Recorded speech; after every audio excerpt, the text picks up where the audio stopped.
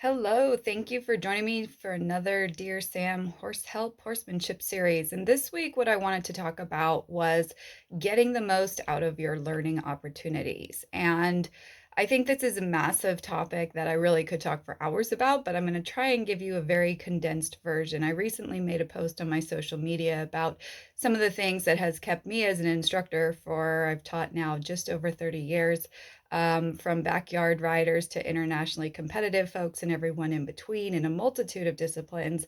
What are some of the things that allows the instructor to stay inspired and not get burnt out?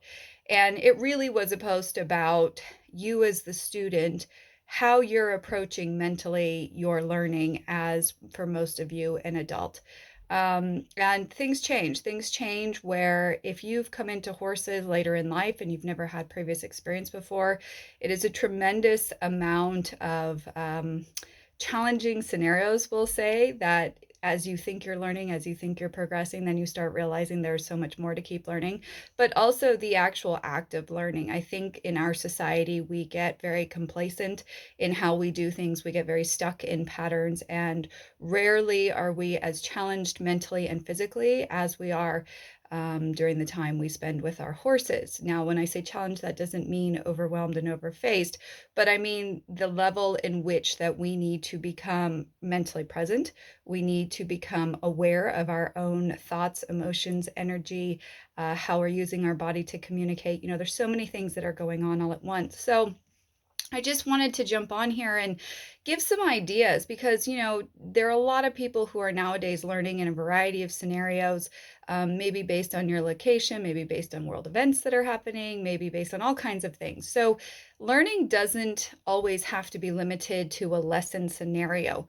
But I'm first going to talk about if you are in person, what are some of the things that you might consider before you head to your next learning opportunity in a lesson situation. And one of the biggest things that I find as an instructor that is always a struggle for people, especially if they've had unfortunately some unwanted experiences with equine professionals, is that there is a continuous self-doubt. So many students are coming and they're asking for help, but they are almost so consumed with the story of what has happened in the past with their horse, of unwanted situations, maybe with riding instructors or horsemanship folks who were not supportive or did not offer teaching in a way that helped the human student. And so the student becomes very distracted by their stories, by wondering what's going to happen, wondering, how the teaching's going to be. And it's such a limiting thing in the human's mind when we get distracted by these stories. And what people often don't realize, till I point it out, is how much energy they are putting into thinking about the what ifs. And if you are approaching your horsemanship from that place, you cannot learn, you cannot retain, you do not have the freedom to experiment, to try, to search, to become aware, because you are all consumed with, these past things or the future unknown. And in either scenario, your focus and your energy does not help your horse if that is where your mind is being consumed. Okay, so one of the things I want you to start to think about is when you're heading out to go do a lesson, how often are you mentally distracted by what happened, thinking about what happened last time, or comparing yourself, maybe if you're not taking lessons by yourself, to what other students are doing, other events that might be happening, or that you have a certain degree of anticipation or fear or worry about what the instructor might ask of you. And this is one of those moments where you might have to do a timeout and do an evaluation of, is the instructor that you are choosing to learn from one that you completely trust? And this is something I could go on for hours and hours and write an entire book about, because unfortunately so many equine professionals really can cause a lot of fear and distrust in their human students for asking and putting and judging and critiquing the human in scenarios that where they are overwhelmed, overfaced, they do not have the tools or the skill set to do things, and it's purely from an ego-based teaching approach of demanding that your student, comply, and maybe the student will get through it, but it certainly doesn't build their confidence. And especially with the crowd who's, in their 40s and older, where they have a lot less ego and a lot more humility about not wanting to fall off, not wanting to get hurt. so many times they are put in situations that make them uncomfortable. And yet there is this feeling of loyalty that once they started with an instructor because their friend rides with an instructor, or whatever the scenario, that they have to keep going back to the same person. And, you need to do what's best for you and your horse. And if you do not trust who you're learning from, there's no point. There's no point in spending the money, the effort, taking the risk when you're riding or anything else. So make sure you become aware of if you're getting distracted by the story, and if there is a distrust with your instructor, then it's probably not a good mix for you.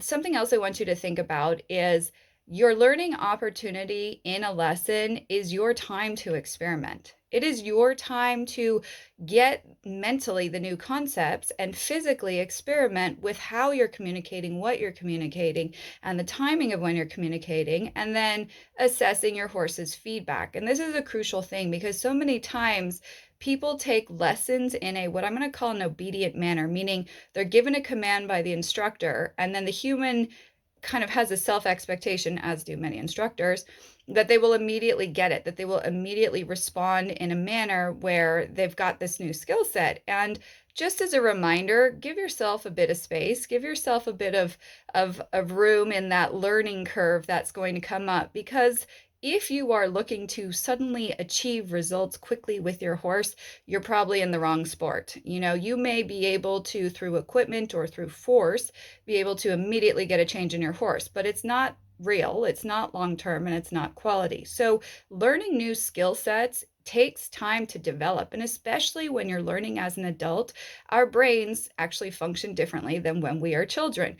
And the amount of information we have going on, and the amount of distractions we have, and the amount of stress from the rest of life, and all these other things limit our capacity of how much information we can retain. And then, even if our brain gets it, our body has its whole idea of its own things, whether we have past injuries or physical limitations or just feeling a bit older in life or whatever's going on, this is going to affect. So, even if rationally you are understanding a new concept, physically it takes time to develop that muscle memory. So, remember that. Give yourself some space without self critique or expectation or illusion that you are suddenly going to get some new skill set in a relatively short time. It takes years and years to develop a softness and a finesse and improve the timing. So this is, something that is not going to be an instant gratification change or sudden accomplishment. So if you keep that in mind, it's like you relieve the self-induced pressure of unrealistic expectations, and then you actually get so much more done.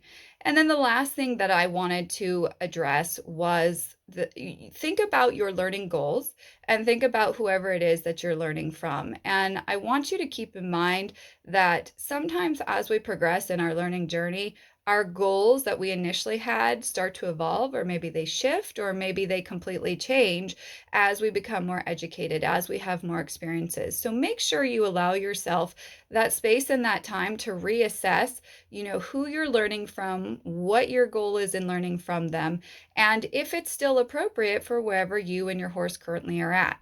Let's take a scenario of someone who's ridden with the same instructor with the same reliable horse for many, many years, and they get the next horse and they're suddenly just having all of these issues in the lessons and the learning opportunities, and they're wondering, I've done so much time with this instructor, why am I having such a difficult time with this different horse?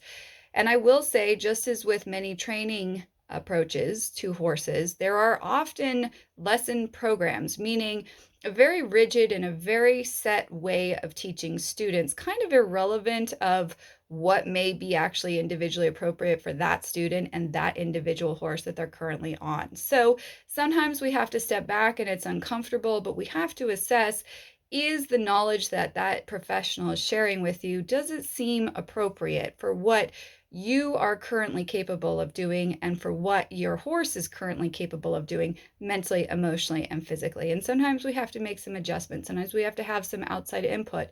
Sometimes we have to step back and take a breath and go, okay, wait a minute, even though this has worked in the past in a different scenario, this may not be appropriate for the current one. And as I always say, remember, you are your horse's voice. So although we have this inclination of being loyal to our vets, to our farriers, to our trainers, and other equine professionals, which is wonderful, the reality is the only thing that truly matters is that you are your horse's voice. And so if you feel you are putting your horse in a situation where things are being asked of him that are overwhelming him, that are causing him fear, defensiveness, lack of clarity, whatever it may be, then even if you feel you don't know as much as the next person, you still have the right to stand up and remove your horse from that situation. And it's uncomfortable and it's a struggle. And many people get stressed out about this, but afterwards, after that uncomfortableness of perhaps making a change in the scenario or the people you're learning from or where you're putting your horse as far as his exposure and his continuing education, there's such a relief when you find someone who is supportive and addressing your horse and what is appropriate for him versus kind of offering a standardized, type of teaching the human student and a standardized type of teaching the horse, which can cause a lot of issues farther down the road, which if you watch any of my other videos, you will see lots of consequences of. So I'd love to hear your thoughts. Again, I could talk for hours. There's many things I could add into this list, but it's just something I wanted to put out there because I find for adults, it is really difficult. It really is a different take when you're revisiting or maybe learning completely something new. And it's way out of your comfort zone. And, it's just one of those things where I wish there was more support offered to the adult student who is learning or improving or looking to refine their riding and their horsemanship skills. Drop your comments below, and I'll see you next time. Thanks so much for joining me.